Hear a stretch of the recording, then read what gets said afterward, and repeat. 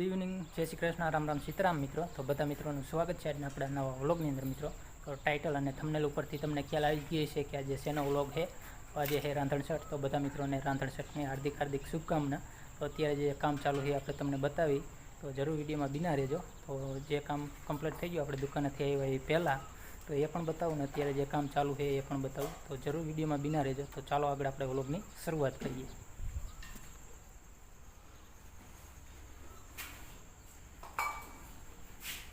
તો જો આજે રાંધણછઠ છે એટલે થેપલા બનાવવાનું કામ છે એ ચાલુ થઈ ગયું. સૌથી પહેલાં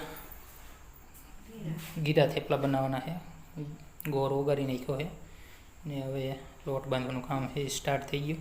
તો સૌથી પહેલાં ગીરા થેપલા, જેને ઘણા બધા પૂરી પણ કહેતા હોય, અમારી આ વિસ્તારમાં થેપલા કહે.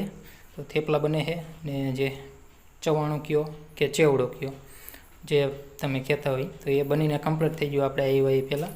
તો એ પણ તમને બતાવું. તો આ બાજુ અત્યારે હવે થેપલા બનાવવાનું કામ ચાલુ, ને જે ચેવડો બનાવી અને આપણે ડબરામાં ભરી નાખ્યા. બે ડબરા તમે સામે જુઓ ને એમાં, કારણ કે અત્યારે વાતાવરણ થોડુંક છે વરસાદી માહોલ જેવું.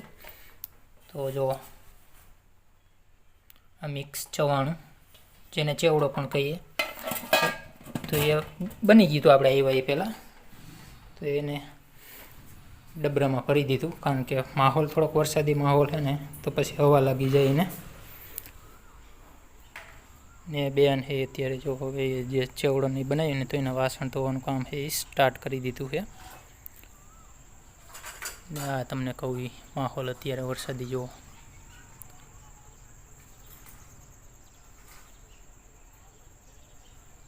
તો આવું વાતાવરણ છે, વરસાદ તો નથી પણ માહોલ એકદમ વરસાદી માહોલ જેવું. 2 દિવસ થોડાક ઝરમર વરસાદના છાંટા આવ્યા, પણ બહુ નથી આવ્યા. ખેડૂતને કહે ને કે જે પાણી વાળવાનું કામ હોય ને એ પણ અત્યારે સાથે ચાલુ જ છે.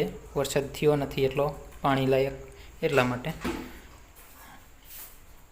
અહીંયા કણે થેપલા મૂકવા માટે ખાટલો રાખી દીધો છે અને લોટ બાંધવાનું કામ ચાલુ થઈ ગયું. વિડીયોમાં આપણે હાજર છીએ ને અત્યારે અવાજ થોડોક ઓછો આવે તો માફ કરજો, કેમ કે અહીંયા કણે પંખો ચાલુ છે. આજે જોરદાર ગરમી છે એટલા માટે. આ ગરમી હતી એટલે આપણે પણ નાહવા માટે જતા રહીએ, તો નાહી અને અત્યારે આવી ગયા અને ફરી પાછો વિડીયોની શરૂઆત કરી. તો અત્યારે આપણે લાસ્ટમાં છેડે તમને બતાવીએ હતું કે ગીરા થેપલા બનાવવાનું કામ સ્ટાર્ટ થાય છે, લોટ બાંધવાનું કામ ચાલુ હતું.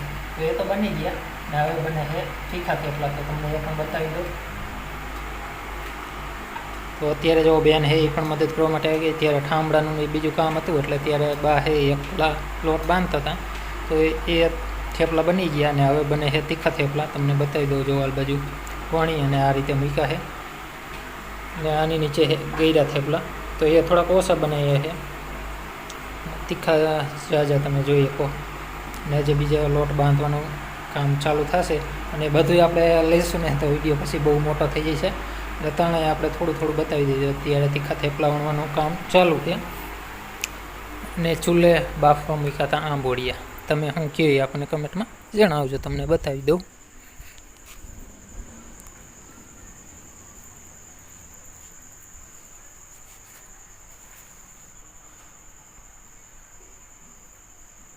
તો અહીંયા ઘણા તમે જોયું કે આમાં બફાવવા માટે આંબોડિયા મૂક્યા હતા. થેપલા વણાય ત્યાં સુધીમાં બફાઈ જાય. તો હવે બફાઈ ગઈ છે, બળતું કોઈ કરવા આવેલું નથી. આપણે તો તમને જણાવ્યું એમ નાહવા માટે ગયા હતા, નાહીને અત્યારે આવ્યા. તો આમ જોઈ તો ધુમાડો આવે એટલે ક્લિયર નહીં દેખાય, પણ હજી આપણે આગળ તેનું શાક બનાવવાની પ્રોસેસ આવે ત્યારે આપણે તમને બતાવીશું. તો આ હતા આંબોડિયા.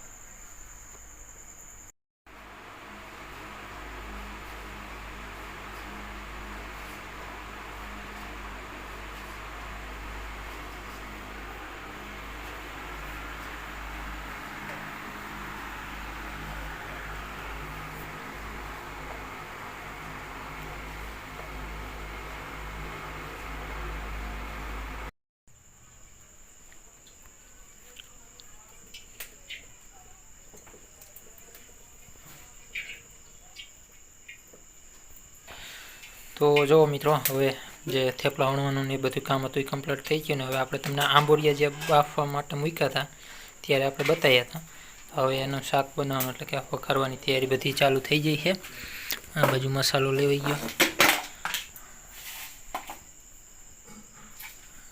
રાઈ,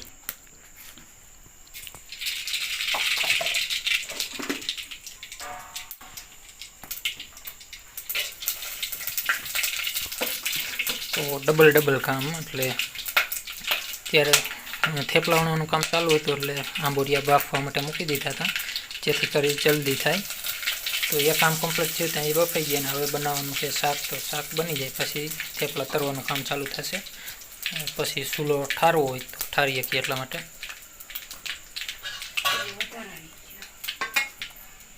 નીચે ઉતારી લ્યો ને પછી બધું બળી જાય છે.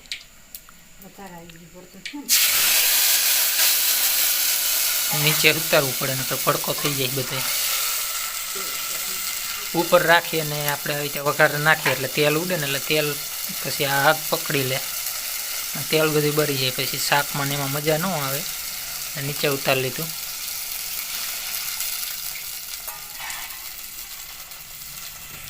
હા હે આંબોડિયા તમે જોઈએ પણ બાફા મૂક્યા એ પહેલાં આપણે તમને બતાવતા ભૂલી ગયા. ત્યારે જોવાનું તો એકદમ કે સૂકી ચોરી હોય ને એવું લાગે, બફાય એટલે આવું થઈ જાય.